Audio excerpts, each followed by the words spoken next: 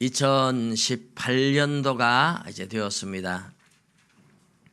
혹시 여기 계신 분 중에 2017년도로 돌아가시고 싶은 분 계십니까? 2017년도 돌아가고 싶은 분 계시면 돌아가셔도 제가 안 잡겠습니다. 2017년도 가시고 싶은 분은 가보세요.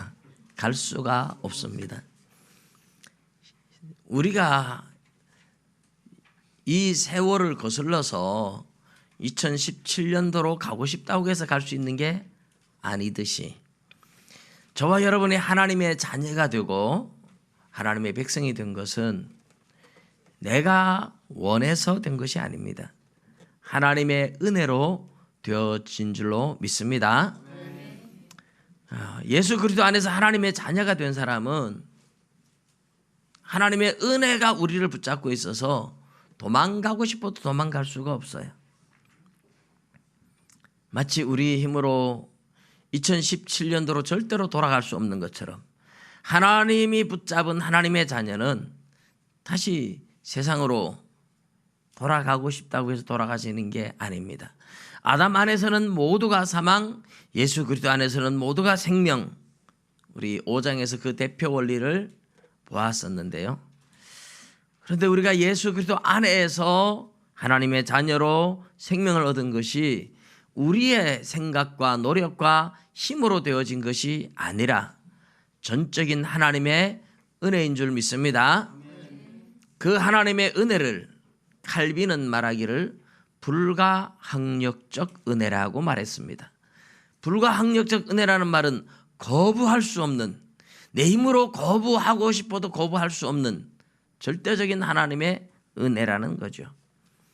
물론 내가 마음을 바꾸면 될 수 있을 것 같아요. 그런데 성령님이 우리 마음 속에 오셔서 우리의 마음과 성령님이 하나가 됐어요.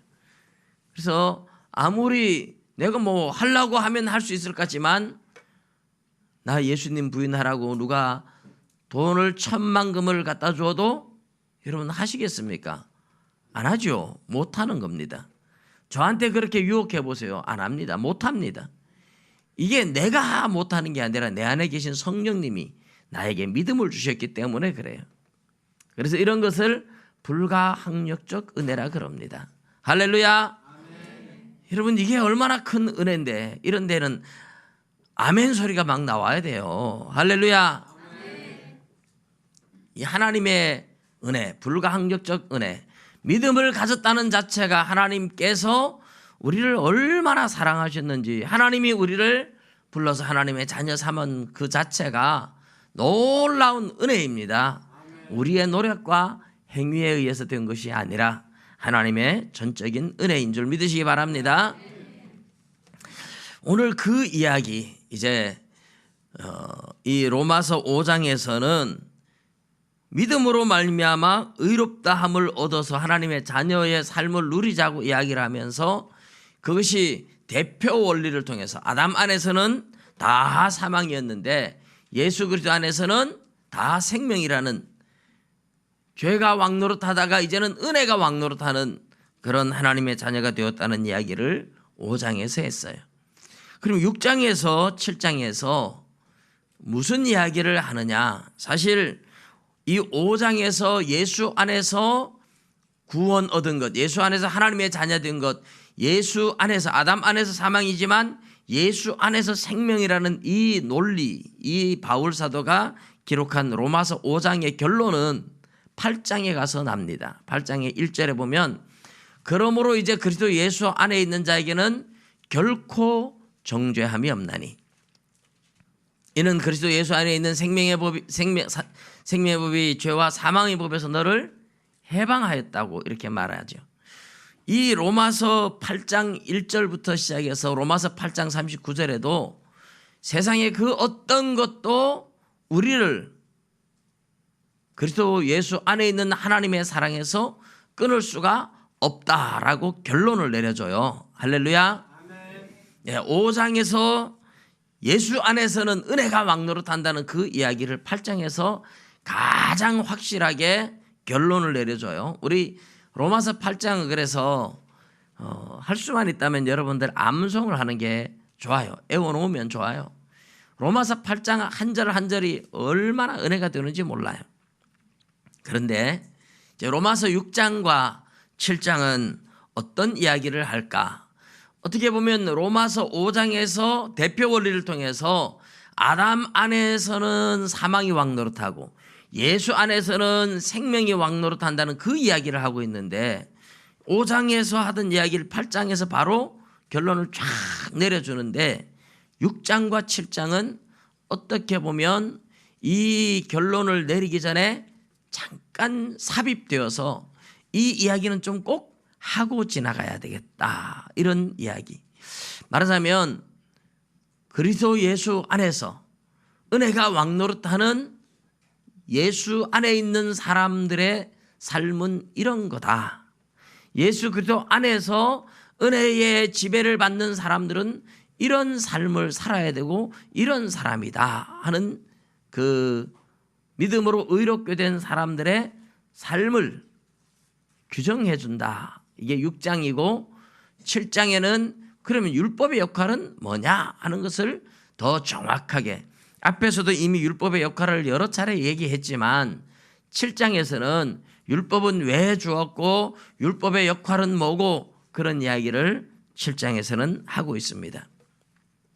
율법의 지배 아래에 있던 우리는 어떤 모습이며 어떻게 우리가 그 율법의 지배에서 벗어나게 되었는지 그런 이야기들을 7장은 하고 있어요. 이제 로마서 6장은 이제 은혜가 왕노릇함으로 인해서 구원 얻은 하나님의 사람들이 다시 죄에 빠질 수 있느냐, 죄에 머물러 있을 수 있느냐, 죄를 짓고 살아갈 수 있느냐, 그럴 수 없다 하는 이 논지를 통해서 이게 두 가지로 이야기를 해요. 이제 사실 오늘 우리가 14절까지 보았는데 내용은 좀 길어요. 이 내용을 다 이야기하려면 어떻게 보면 좀 굉장히 긴 내용인데, 근데 이걸 또 따로 떼어서 이야기하려니까 또 무슨 얘기인지 또 모르실 것 같아서 오늘 이렇게 한마디로 함축을 좀 해서 6장은 두 번에 걸쳐서 질문 자체가 두 가지 있고 그래서 거기에 대한 대답이 두 가지니까 두 번에 나누어서 좀 요약된 설교라고 하면 좋을 것 같아요. 이 6장 1절에서 14절까지는 이제 로마서 5장 20절을 이야기에 대해서 반론이 나올 것에 대한 답을 미리 주는 거예요. 사람이 이제 여러분 좋은 이야기를 해도 꼭 삐딱하게 듣는 사람이 있잖아요, 그죠? 제가 설교를 해도 저를 이렇게 사랑하고 좋아하고 이런 분들은 좋게 설교를 들으실 거고, 저를 안 좋아하는 사람들은 아무리 좋은 설교를 해도 삐딱하게 들을 겁니다. 사람의 이야기도요, 내가 좋아하는 사람이 이야기하면 그걸 긍정적으로 받아들여요. 긍정적으로 아멘 아멘 하며 받아들여요. 그러나 내가 정말 싫어하는 사람이 이야기하면 그 사람이 정말 좋은 얘기를 해도 어떤 반응이 생길까요? 너나 잘하세요, 이런 반응이 나와요. 안 받아들인다 이 말입니다. 삐딱하게 받아들인다 이 말입니다. 바울이 로마서를 기록하면서 이게 사람이 기록하고는 있어요. 그러나 이게 사람의 말이에요? 하나님의 말씀으로 우리 인정하잖아요. 설교가 사람이 말을 하고 있어요. 사람의 생각으로 해요. 그러나 성령님이 설교자의 마음과 생각을 주장하신다면 하나님의 말씀인 줄 믿습니다. 그래서 우리는 성경을 하나님의 말씀으로 인정을 해요. 바울이 성령의 감동으로 기록했다는 것을 믿기 때문입니다. 네, 바울이 기록하면서 이런 얘기를 하죠. 율법이 들어온 것은 범죄를 더하게 하려 함이라. 그러나 죄가 더한 곳에 은혜가 더욱 넘쳤나니. 죄가 많은 곳에 은혜가 더 넘쳤다. 이 말을 우리 이미 보았죠, 그죠? 왜 했습니까? 하나님은 동일하게 죄인들을 용서해도 죄를 조금밖에 안 지었다고 생각하는 사람은 하나님이 죄를 용서해줘도 그 은혜에 대해서 별로 감사할 줄 몰라요. 그런데 정말 죄를 많이 짓고 나쁜 짓 많이 하고 이런 사람이 예수님 만나서 은혜를 받고 나면요, 감격합니다. 나 같은 죄인을 살리신 주 은혜 놀라와 눈물로 찬송을 해요. 저는 그런 분들하고 청년 때 같이 신앙생활을 했었는데 깡패 생활하다가 예수 믿고 은혜 받고 이런 분들인데 하나님 앞에 나와서 얼마나 울면서 감사하고 감격하고 찬양하는지 몰라요. 세상에서 방황할 때 나 주님을 몰랐네, 벌레만도 못한 내가 용서받을 수 있나요? 막 찬양하고, 그렇게 찬양하는 바람에 제가 성령 받고 은혜 받았던 적이 있습니다. 여러분, 이 지난번에 이 설교할 때도 제가 말씀을 드렸지만 누가복음 7장에 예수님이 한 바리새인의 집에 들어갔는데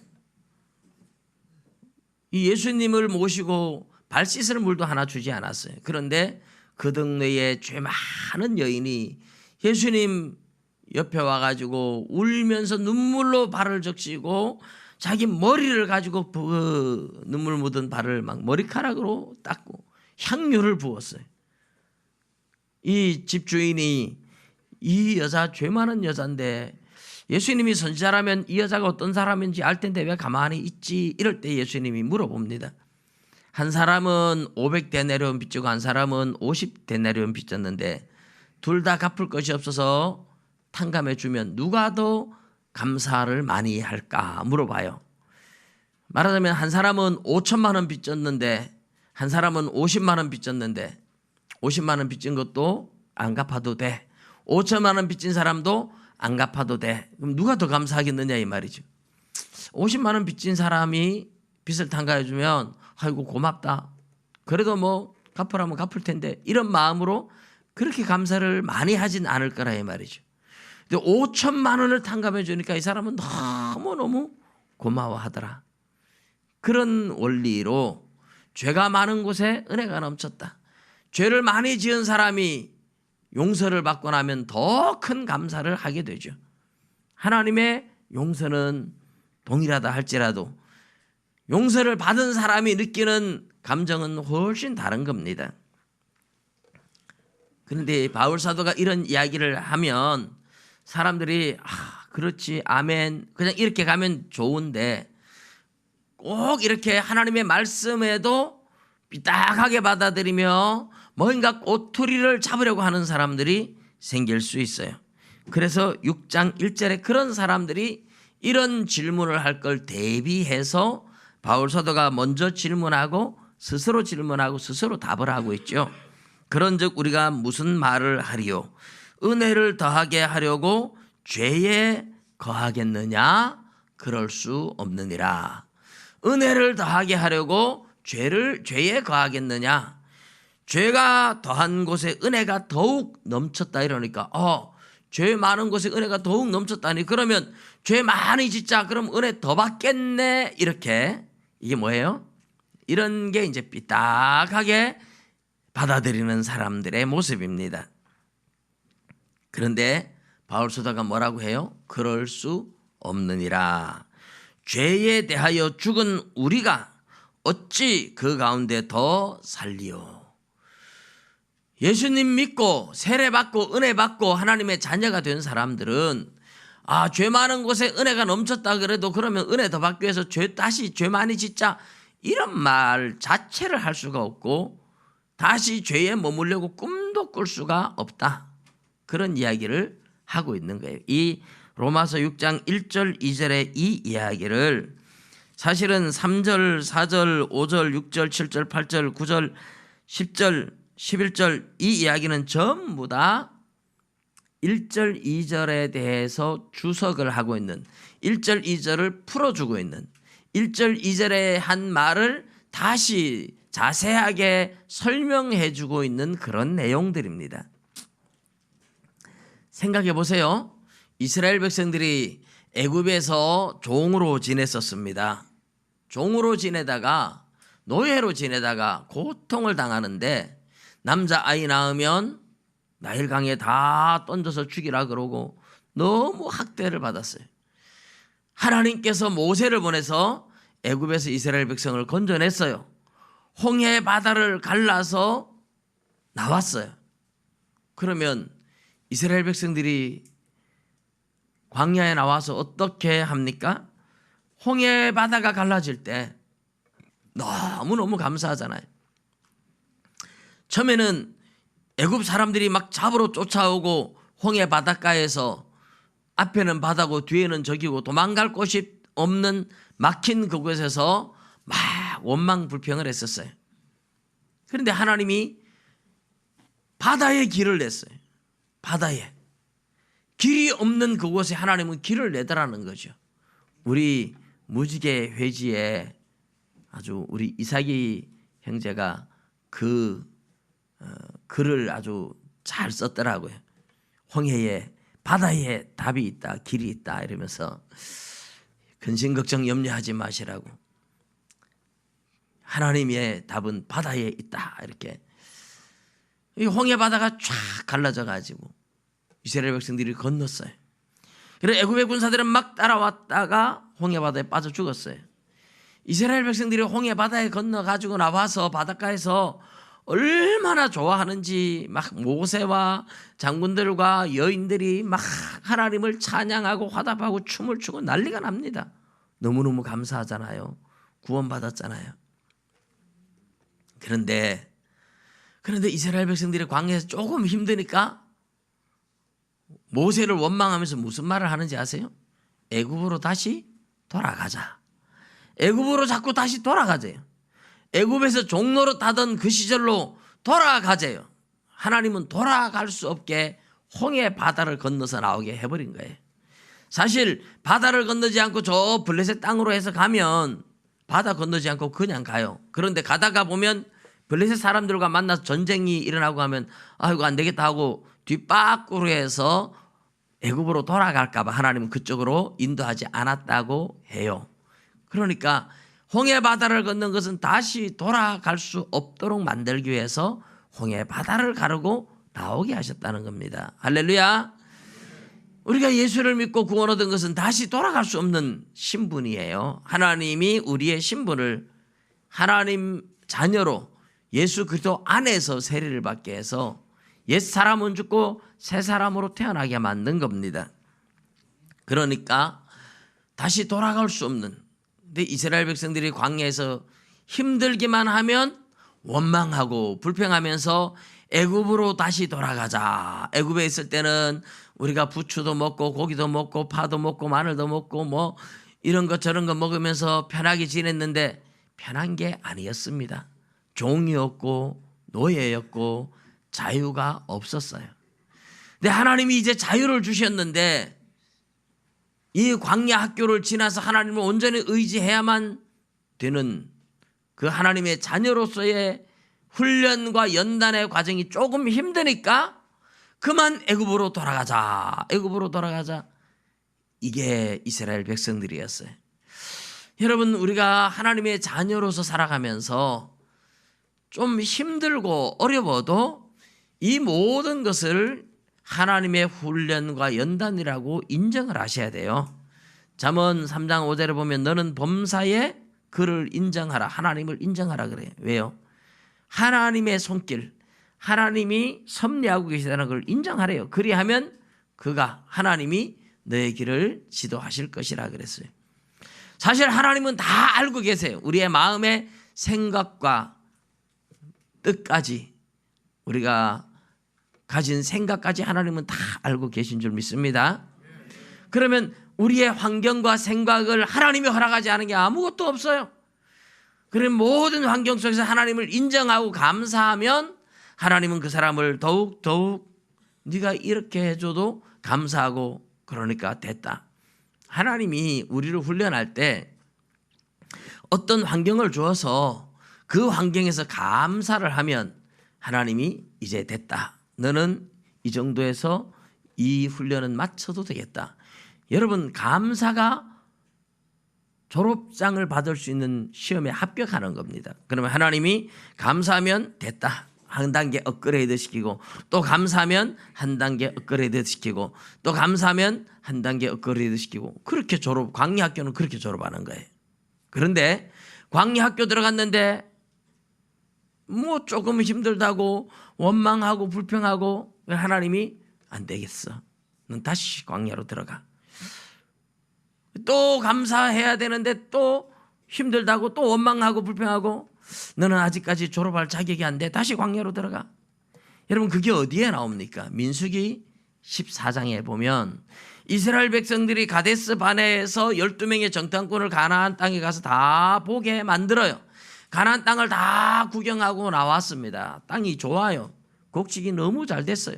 포도가 얼마나 큰지 장대에 끼워가지고 두 장정이 메고 나올 정도예요. 석류도 가지고 나왔어요. 그 땅에 식물도 가지고 나왔어요. 그런데 이제 이 가데스 바네에서 바로 직행하면 가나안 땅입니다. 그런데 백성들이 10명의 정탐꾼들 여호수아와 갈렙 외에 나머지는 원망하고 불평하잖아요. 하나님이 그 원망과 불평을 듣고 뭐라 그래요? 너희들 안 되겠다. 다시 광야로 들어가라. 그래서 다시 광야에 들어가서 40년을 헤매는 겁니다. 거기서 감사했으면 어떻게 됐어요? 가나안 땅으로 들어가는 거예요.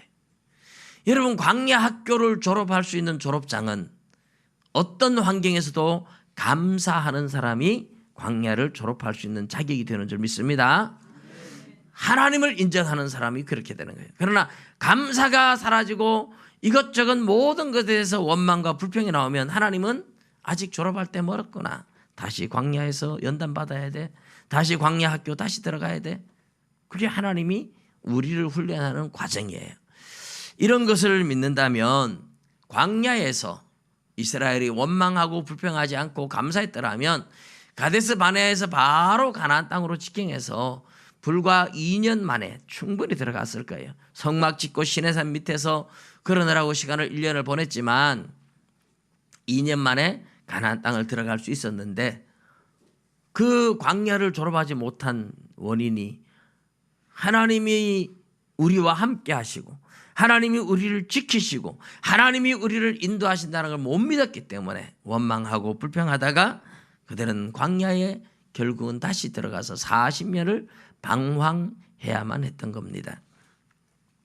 자, 오늘 우리가 이제 이 본문을 좀 더 집중해서 다시 한번 보면 은혜를 더하게 하려고 죄에 머물러 있겠느냐? 그럴 수 없다. 그럴 수 없다. 죄에 대하여 죽은 우리가 어찌 그 가운데 더 살리요?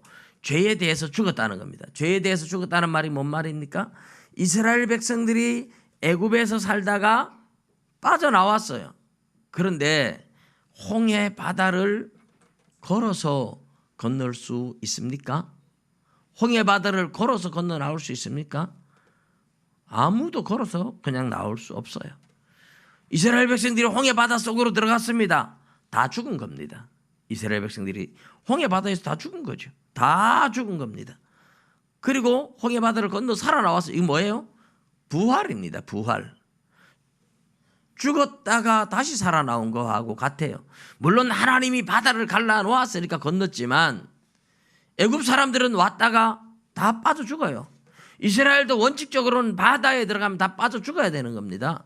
그런데 바다를 통과해 나와요. 이것을 모세에게 속하여 세례를 받았다 이렇게 말합니다. 세례를 받았다. 오늘 세례 이야기가 많이 나와요. 세례는 그래서 옛사람을 물 속에 집어넣어서 이제 죽이고 새 사람으로 살리는 과정. 그러니까 이스라엘 백성들도 홍해 바다에 들어가서 죽은 거예요. 옛사람은 죽은 거예요. 그리고 빠져나옴으로써 새 사람으로 살아나온 거예요. 그러니까 애굽에 있던 이스라엘 백성들은 옛사람은 다 죽은 거고 새 사람이 된 거다. 그 이야기를 하는 거예요. 그래서 죄에 대하여 죽었다. 애굽의 종로로 타던 사람들은 다 죽었고 이제 새 사람이다. 이런 이야기를 하는 거죠. 그래서 죄에 대하여 죽은 우리, 죄의 종로로 타고 죄를 주인으로 삼고 죄와 더불어 먹고 마시고 하던 우리 옛사람은 죽었다. 죽었다. 옛사람 죽었는데 어떻게 우리가 다시 죄악 가운데에 머물러 있을 수 있겠느냐? 다시 죄악 가운데 들어갈 수 있겠느냐? 그럴 수 없다. 이스라엘 백성들이 광야에서 다시 애굽으로 돌아갈 수 없어요. 돌아가려고 하지만 돌아가면 안 되고 돌아갈 수 없어요. 하나님이 홍해 바다를 갈라서 넘어오게 했지만 이제는 건너가려고 하면 바다를 안 갈라줍니다. 건너갈 수 없어요. 이게 하나님의 불가항력적인 은혜로 하나님의 자녀가 된 줄로 믿으시기 바랍니다. 자, 그러면 이제 그럴 수 없느니라 죄에 대하여 죽은 우리가 어찌 그 가운데 더 살리요. 죄에 대하여 죽었다. 옛사람이 죽고 새사람이 됐다 하는 이 이야기를 하는데 거기에 대해서 쭉 주석을 달아놓는 듯한 모습을 이제 3절부터 한 번씩 볼게요. 무릇 그리스도 예수와 합하여 세례를 받은 우리는 그의 죽으심과 합하여 세례를 받은 줄을 알지 못하느냐. 그리스도 예수와 합하여 하는 이 말이 예수 안에서 이런 에이스 하는 말은 영어로 말하면 into 그 속에 들어가 있다 이런 뜻이에요. 예수 안에서 세례를 받았다. 이 세례를 받았다는 말은 그래서 예수와 연합되었다는 의미를 가지고 있어요. 예수 안에 있으니까 예수와 연합된 거죠. 그래서 예수와 합하여 세례를 받았다. 예수님은 십자가에 못 박혀 죽었지만 너희들은 세례를 받을 때에 예수님이 십자가에 죽듯이 너희들도 옛사람은 죽었다. 옛사람은 죽었다. 옛사람 죽은 거로 생각해라. 죽었다. 신분적으로 죽었으니까 삶을 그렇게 죽었다고 여기고 살아라. 이 이야기를 하고 있는 겁니다. 4절에도 보면 그래서 3절에도 세례를 받은 우리는 그의 죽으심과 합하여 세례를 받은 줄 알지 못하느냐. 예수님이 십자가에 죽은 것처럼 너도 물속에 들어갔다 나온 게 네가 옛사람은 죽은 건 줄 모르느냐 이런 거죠. 4절에도 우리가 그의 죽으심과 합하여 세례를 받음으로 그와 함께 장사되었나니. 예수님 십자가에 못 박혀 죽은 것처럼 그리고 장사된 것처럼 너도 예수 안에서 세례를 받았으니까 너도 죽고 옛사람은 죽고 장사됐다. 그래서 아버지의 영광으로 말미암아 그리스도를 죽은 자 가운데서 살리신 것 같이 우리도 또한 새 생명 가운데서 행하게 하려 함이라. 옛사람은 죽고 뭐예요? 새 사람으로 살아가게 하려고 예수 안에서 세례받게 했다. 이렇게 말씀합니다. 우리는 옛사람은 죽었다. 이걸 계속 인정해야 돼요. 이 사실 옛사람이 죽었고 새 사람으로 산다는 증거들을 여러분 말씀을 알면 다 알 수 있는 내용이에요. 5절 다시 한번 5절에 보면 만일 우리가 그의 죽으심과 같은 모양으로 연합한 자가 되었으면 예수님이 십자가에 못 박혔는데 그것과 같은 모양으로 우리가 예수님과 같은 모양으로 연합했으면 우리도 죽은 거다 이 말이죠. 예수님 죽을 때 같은 모양 죽은 모양으로 예수님과 연합됐다. 예수님 안에서 같이 죽은 거다. 그래서 예수님과 같이 죽었다면 예수님의 부활 때 또 같이 부활한다. 그래서 그의 부활과 같은 모양으로 연합한 자도 되리라. 우리가 세례를 받음으로써 예수 안에 들어가서 예수와 하나가 되니까 예수님의 죽음은 내 죽음, 예수님의 부활은 내 부활, 예수 생명이 내 생명, 예수 승리가 내 승리. 할렐루야. 예수님의 죽음이 내 죽음이고 예수님의 부활이 내 부활이고 예수의 승리가 내 승리예요. 왜요? 예수님과 내가 하나가 되어 있어요. 한 몸이에요. 몸으로 보면 떨어져 있는데 무슨 소리예요? 하지만은 영으로 보면 예수 그리스도의 영이신 성령님이 우리 안에도 계시니까 성령을 통해서 예수와 우리가 하나가 되어 있는 줄 믿으시기 바랍니다. 이것이 성령을 통해서 하나가 된 연합의 신비입니다. 신비. 우리가 육신의 눈으로 세상을 보는 거하고 영의 눈, 믿음의 눈으로 세상을 보는 거하고 전혀 다른 색입니다. 우리의 눈으로 보는 것과 여러분 우리가 우리 육신의 눈으로 볼 수 없는 게 되게 많잖아요. 예를 들어서 여기에 지금 우리 눈으로 안 보이지만 굉장히 많은 뭐가 있을까요? 공기도 있지만 또 뭐가 있을까요? 전파들이 있어요. 전파. 여러분 휴대폰 뭐 예배 시간에도 안 꺼놓으면 갑자기 전화가 오면 막 띠리릭 띠리릭 하고 일일이 만보하고 막 이러면 그게 뭐예요? 전파가 날아와 가지고. 근데 그 전파를 만일에 볼 수 있다면 여기에 수많은 전파들이 오고 가는 것이 다 보인다면 신기하지 않겠어요? 근데 우리 눈으로는 안 보이죠. 그러나 그 전파를 통해서 전화를 하면 내가 멀리 있는 사람과 전파를 통해서 연결되어 있어요. 연결. 전파를 통해서 연결돼서 대화가 오고 가는 거예요. 그런데 이 우리 물질의 세계가 아니에요. 정말 신비한 게 빛이라든지 전파라든지 중력이라든지 이런 거는 분명히 우리 물질 세계에 영향을 미치고 있음에도 불구하고 우리 물질의 세계가 아니에요. 여러분, 중력이라는 걸 우리가 만질 수도 없고 볼 수도 없어요. 뭐 이런 안경 하나도 놓으면 툭 떨어지는 거는 지구에서 당기는 힘이 있잖아요. 그런데 여기에 뭐 손이 있습니까? 끈이 있습니까? 아무것도 없어요. 여기를 진공 상태로 만들어 놓고 철판을 갖다 가려 놓고 모든 완벽한 차단 방어막을 만들어 놓고 해도 놔두면 또 떨어져요. 보이지 않는 우리 물질 세계가 아닌 뭔가 중력이라는 이 세계는 또 다른 어떤 세계가 존재해서 땡기는 힘이 있는 거예요. 신기하지 않나요, 여러분? 중력이 도대체 뭔데? 이거를 손도 없고 끈도 없고 땡기는 것도 아무것도 없는데 왜 땡겨서 떨어질까요? 여기에 모든 걸 갖다 다 차단해놔도 역시 떨어져요. 땡기는 힘이 있어요. 그런데 이 지구로부터 멀리 떠나가서 대기권 밖으로 뻥 나가버리면 더 이상 못 땡겨요. 너무 머니까 못 땡겨요. 그런데 대기권 안에만 들어오면 이 지구가 다 잡아 당겨버려요. 중력이라는 것도 여러분, 이 중력의 신비를 누군가가 진짜 밝힌다면, 중력에 대해서 정확하게 밝힌다면 노벨 물리학상은 그냥 무조건 따놓은 겁니다. 어떤 과학자도 중력이나 뭐 전기에 대한 자력이나 이런 것들에 대해서 정확하게 설명을 하지 못해요. 근데 물질이 아니에요. 중력 물질이 아니에요.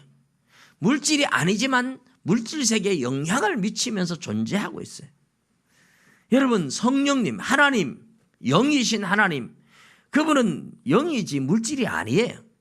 물질이 아니지만 우리 몸을 가진 이 세상의 모든 만물에 영향을 미치고 계시고 예수님과 우리 사이를 성령으로 연결해 놓고 계신 줄 믿으시기 바랍니다. 그래서 예수를 믿는 사람은 예수 안에서 하나가 되어 있는 거예요. 하나가 되어. 이것을 믿으시기 바랍니다. 믿어야 돼요. 성령으로 예수님과 우리가 연합되어 있습니다. 그래서 성령으로 연합된 자는 예수님의 죽음이 나의 죽음이고 예수님의 부활이 나의 부활이고 예수님 승천이 나의 승천이고 예수님의 생명이 나의 생명이 되는 줄 믿으시기 바랍니다. 그래서 어둠의 세력이 결코 정죄할 수 없는 거예요. 자, 오늘 그 이야기를 계속 6절에도 보면 우리가 알거니와 우리의 옛사람이 예수와 함께 십자가에 못 박힌 것은 죄의 몸이 죽어 다시는 우리가 죄에게 종노릇하지 아니하려 함이니, 우리 옛사람이 예수와 함께 십자가에 못 박혔다 이래. 옛사람이 뭡니까? 새사람이 뭡니까? 그래서 에베소서 4장 22절부터 24절을 제가 한번 읽어드릴게요. 자, 옛사람과 새사람. 에베소서 4장 22절에 너희가 유혹의 욕심을 따라 썩어져가는 구습을 따르는 옛사람을 벗어버리고, 옛사람을 벗어버리고 이랬어요. 유혹의 욕심을 따라 썩어져가는 구습을 따르는 옛사람을 벗어버리고 오직 너희의 심령이 새롭게 되어 하나님을 따라 의와 진리의 거룩함으로 지으심을 받은 새 사람을 입으라. 할렐루야. 그러니까 옛사람이라는 거는 우리 육신의 욕망을 따라 살아가는 거예요. 고집과 자존심과 혈기와 야망과 욕심 이런 거 가지고 서로 싸우고 다투고 욕심 부리고, 이게 옛사람이에요. 옛사람. 그런데 성령으로 거듭나기 전에는 옛사람밖에 없었어요. 근데 성령으로 거듭났을 때 우리 안에 의와 진리의 거룩함으로 지으심을 받은 새 사람이 생긴 겁니다. 믿으시기 바랍니다. 새 사람이 생겼어요. 그럼 이 새 사람 뭡니까? 성령이 주시는 마음을 따라 살아가는 새로운 사람이 우리 안에 함께 공존하고 있는 겁니다. 우리 안에서 아직도 야망이 꿈틀거리고 아직도 세상의 욕망과 쾌락을 쫓아가고 싶은 마음이 가득한데, 그런데 우리 안에 계신 성령님이 주시는 새 마음은 내가 이래서는 안 돼. 하나님 앞에 나가 예배드리고 기도하고 말씀 보고 이제는 하나님 닮아서 하나님 기뻐하는 삶을 살아야지. 이 마음을 우리 안에서 주세요. 성령님이. 그런 마음이 우리 안에 생겼어요. 이게 새 사람이에요. 이게 새 사람인데, 또 한편으로 우리 안에 욕심들, 야망들, 옛 습관들은 한잔하고 싶고 뭐 친구들하고 어울려서 뭐 고돌이도 치고 싶고 도리직구 땡이도 한번 해보고 싶고 뭐 이런 옛 사람이 막 우리 안에서 또 꿈틀대는 거예요. 여러분, 이제 바울 사도는 지금 새 사람에 대해서만 얘기를 해요. 옛 사람은 죽었다. 새 사람이다. 새 사람답게 살아라. 그러나 우리가 옛 사람이 죽었다고 하는 것이 세례를 받음으로써 우리가 새 사람으로 거듭났기 때문에 옛 사람이 아닌 새 사람에 속했다는 의미이지, 우리 육신이 살아있는 동안 옛 사람이 완전히 우리를 떠났다는 얘기는 아닙니다. 여전히 우리를 욕망 가운데로 끌고 가려고 해요. 그런데 뭐라고 합니까? 죄의 몸이 죽어 다시는 우리가 죄에게 종노릇 하지 아니하려 함이니 이는 죽은 자가 죄에서 벗어나 의롭다 하심을 얻었습니다. 자, 세례를 받으면서 옛사람이 죽었어요. 그래서 우리가 의롭다 함을 얻은, 하나님이 우리를 의롭다고 불렀어요. 하나님의 자녀 됐어요. 하나님의 자녀 됐기 때문에 이제는 하나님의 자녀답게 살고 이제는 죄의 종노릇 하지 말아라. 세례를 받음으로써 옛사람이 죽은 사람은 이제는 죄에서 벗어났다. 죄를 안 짓거나 못 짓거나 이런 건 아닌데 다시는 죄가 우리를 지배하지 못하는 거죠. 은혜가 우리를 지배해요. 은혜가 왕노릇해요. 이 예수 안에 있기 전에는 죄가 왕노릇하고 죄의 종이 되어 끌려다녔는데 이제는 우리가 연약해서 한 번씩 넘어져도 그 죄가 우리를 주장하지 못해요. 은혜가 지배하는, 은혜가 왕노릇하는 겁니다. 말이 되게 어려운가 봐요. 그렇지만은 예수 안에서 새 사람이다 기억을 하시면 돼요.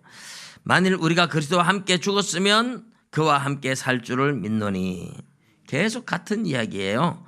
이는 그리스도께서 죽은 자 가운데서 살아나셨음에 다시 죽지 아니하시고 사망이 다시 그를 주장하지 못할 줄 알미로라. 그가 죽으심은 죄에 대해 단번에 죽으심이요 그가 살아계심은 하나님께 대하여 살아계심이니.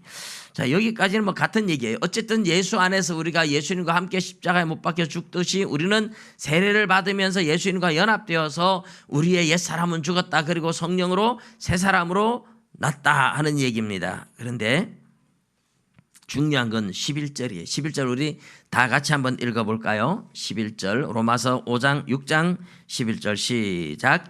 이와 같이 너희도 너희 자신을 죄에 대하여는 죽은 자요 그리스도 예수 안에서 하나님께 대하여 살아있는 자로 여길지어다. 할렐루야. 여길지어다. 참 중요한 이야기예요. 옛사람은 죽었다. 옛사람은 죽었고 새 사람으로 태어났다. 이런 얘기 많이 하니까 옛사람은 완전히 죽어서 우리는 완전히 거룩해지고 완전히 성결해지고 다시는 죄의 유혹도 없는 이런 사람이라는 얘기가 아닌 거죠. 우리가 분명히 새로운 신분이 됐어요. 하나님의 자녀가 되었어요. 죄가 우리를 지배하지 못하고 죄가 우리를 주장하지 못하고 은혜가 우리를 지배하고 은혜가 우리를 다스리고 은혜의 왕노릇. 그래서 우리가 죄를 짓는다고 해서 그 죄 때문에 끌려가는 게 아니에요. 하나님 앞에 회개하고 당당하게 또 살아가는 거예요. 이게 하나님의 자녀들이에요. 사실 뭐 많은 사람들이 보면 죄를 짓고 그 죄에 대한 꼬투리가 잡혀가지고 너 언제 이런 죄 죄였는데 내 말 안 들으면 내가 이거 다 공개한다. 그래가지고 자기 죄가 들통날까 봐 막 어떤 사람한테 종이 되어서 끌려다니는 사람들이 있어요. 죄의 종노릇 하는 거죠.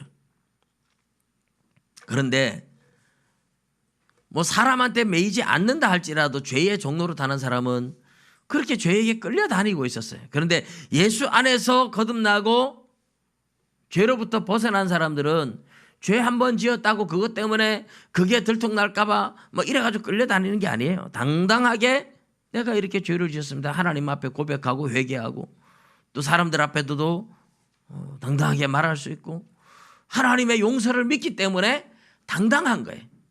자유를 얻는 거예요. 이게 죄에서 벗어난 거예요. 그런데 그렇게 여겨야 되는, 그렇게 여길지어다 이 말이 무슨 말입니까? 이제 하나님의 자녀다 이런데도 여전히 죄의 몸이 우리에게 있어요. 죄의 유혹들이 있어요. 그래서 갈등을 할 때도 있어요. 또 때로는 죄를 지을 때도 있어요. 그러면 의심이 생기려고 해요. 아, 나 하나님의 자녀 아닌가? 내가 죄를 이기지 못했네. 내가 죄에 빠졌네. 하나님이 나를 버리신 건 아닌가? 이런 의심을 하지 말라는 거예요.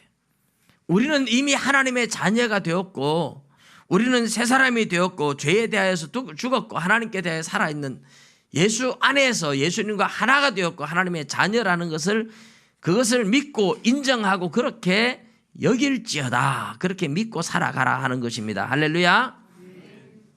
저와 여러분은 어쨌든 하나님의 자녀라는 사실을 인정하고 믿고 당당하게 살아가야 돼요.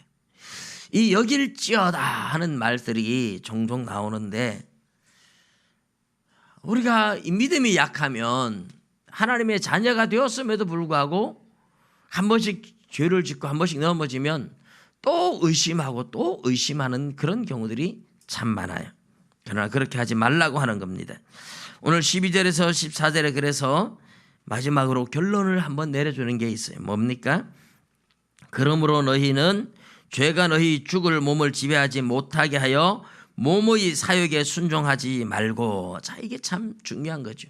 우리가 거듭난 하나님의 자녀가 된 하나님의 백성들인데 죄가 우리를 자꾸 지배하려고 해요. 몸의 욕심들, 사욕들이 우리를 지배하려고 해요. 술을 먹는 사람들은 술을 못 끊어서, 담배를 피우는 사람들은 담배를 못 끊어서, 노름을 하는 사람들은 노름을 못 끊어서, 이 육신의 욕망 바람 피우던 사람은 바람을 못 끊어서 계속 몸의 어떤 사욕, 내 육신의 어떤 쾌락, 이런 것들이 나를 자꾸 지배하려고 하죠. 그런데 내가 성령으로 거듭나기 전에는 이런 데서 벗어나기가 어려워요. 못 벗어나죠. 평생 가도 못 벗어나요. 그런데 성령으로 거듭나면 이것과 싸워서 이길 수 있어요. 여기에서 벗어날 수 있습니다. 하나님 앞에 기도하며 이 죄와 싸워서 이길 수 있어요. 사람들이 한번 죄를 지으면 낙심하는 사람들이 있어요. 예수 안 믿는 사람들이요, 예수 믿는 사람 만나가지고 신앙이 약한 사람한테 술을 권하죠. 한 잔만 해. 아이고, 난 술 안 먹는다. 딱 한 잔만 해. 안 먹는다니까. 절대 안 권하니까 딱 한 잔만 해. 그런데 그 한 잔이 아니에요. 그래, 내 한 잔만 한다 하고 딱 마셨어요. 니도 술 잘 먹네. 한 잔 했는데 뭐 두 잔 못해? 또 해.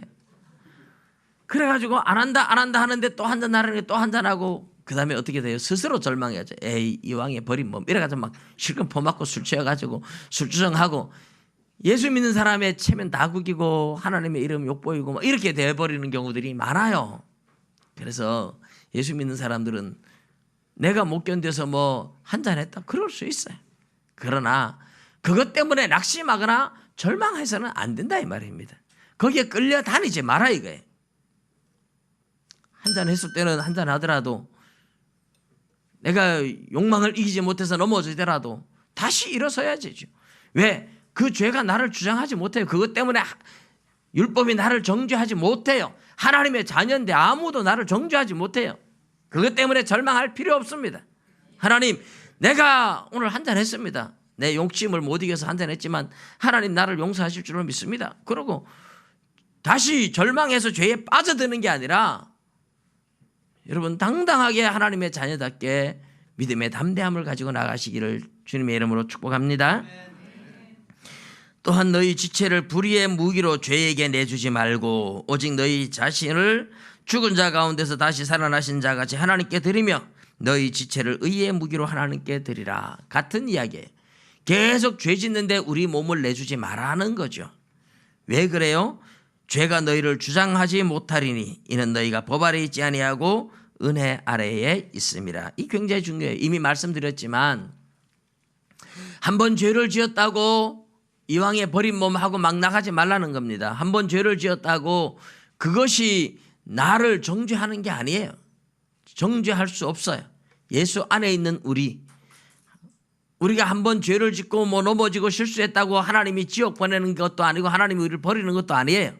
우리는 이미 하나님의 자녀가 되었기 때문에 넘어지고 실수해도 그 죄가 우리를 지배하고 우리를 정죄하는 게 아니라 하나님의 은혜가 우리를 지배하기 때문에 우리는 하나님 앞에 다 용서받습니다. 회개하면 용서하고 회개하면 용서하고 1000번이고 100번이고 하나님은 우리를 버리지 않아요.